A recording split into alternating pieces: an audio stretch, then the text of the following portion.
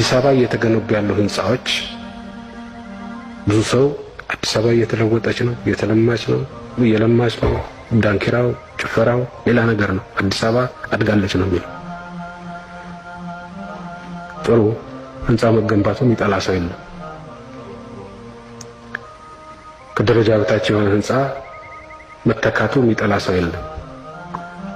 ነገር ግን አሁን ከተገነቡት ህንጻዎች ውስጥ 1/3 እንኳን ፋብሪካ ቢሆኑ ኖሮ በአገሪቱ በአጠቃላይ እድገት ላይ ሊኖር ይችል የነበረው ተጽዕኖ በፍጹም መገመት ያዳግት።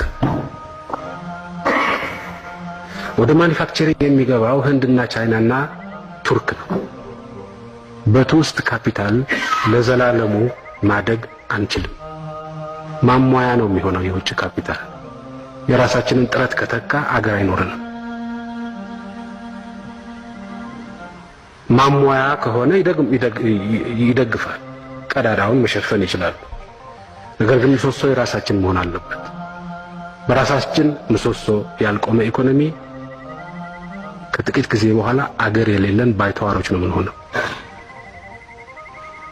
ስለዚህ የኛ ባለሀብት ማኒፋክቸሪንግ ላይ እየገባ ያለው በጡጦ ነው እየተንጠባጠበ ወደ ካፒታል ወደ ማኒፋክቸሪንግ እየገባ ያለው። በህንጻ ግንባታ ግን እንደ አንድ ነገር ነው፣ በሰርቪስ ግን እንደ አንድ ነገር ነው። ይሄ ለምን ሆነ?